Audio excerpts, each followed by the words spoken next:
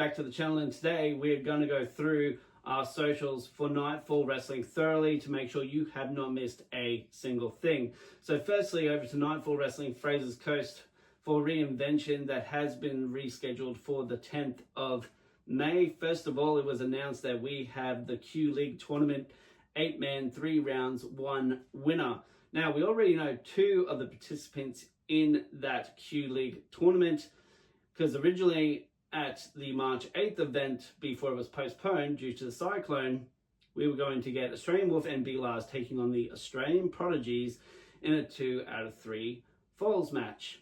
However, due to scheduled agreements for appearances, the Australian Prodigies will not be able to make that event, so Australian Wolf and B-Lars are the first 2 entrants announced into that Q League tournament.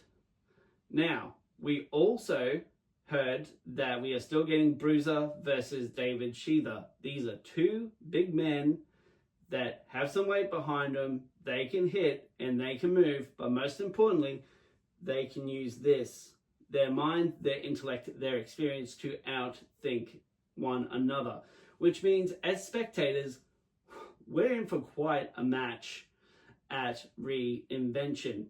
Over to the interview that was posted courtesy of Nightfall Wrestling for the Strawberries Report, involving my catch-up with the Hockleys, where the House of Frost walked in and denied them a tag team championship. The House of Frost would take to social media to sing "We Are the Champions, my friends," and the ever-vocal David Hockley of the Hockley clan said that if they weren't the next ones fighting for the championships, then it's a joke. Last time you fought them when they were healthy, referring to the House of Frost, they left embarrassed and only to show up 6 months later when David Hockley was injured to reclaim the tag team championships. House of Frost would respond to this, obviously, as they always do, saying that they would call him a ambulance for all the sooking that he's doing, and that he's probably going to need it if they decide to break his other wrist just for fun. Finishing it up with a hashtag no rematch. Going over to Nightfall Wrestling for Cinco de Mayo, the 4th be with you. We are finally getting the grudge match of all grudge matches. This rivalry, the Nightfall chapter at least, started last year when Australian Wolf was attacked in a lobby so severely that he had to get surgery on his right kidney and was out for a couple of months. And ever since then, these 2 have been going backwards and forwards, getting involved in each other's businesses, interfering in matches, even getting to the point where the referees and the locker room has emptied to separate these 2 at times.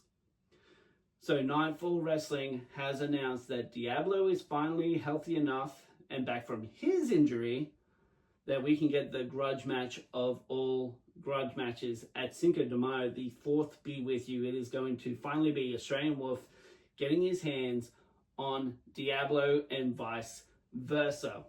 Now, we've heard at Overdrive and in backstage interviews here on the Strawberries Report that Australian Wolf just wants to deal with this, and he wants to grab Diablo's face and smash it into this, smash it into that, smash it into the canteen, and take him out to the car park and throw him into the car park. Well, if that's going to happen, that remains to be seen. But one thing is for sure, as of this filming, we are getting that match in Strapline at the Community Centre on the 4th of May. Now, you can get tickets for both events at Sticky Tickets. You can also go to Facebook, Instagram, and Nightfall Wrestling's YouTube to keep up on all the news here in Nightfall Wrestling. Or keep tuned to the Strawberries Report, both on Facebook and here on YouTube, and I'll be sure to keep you updated.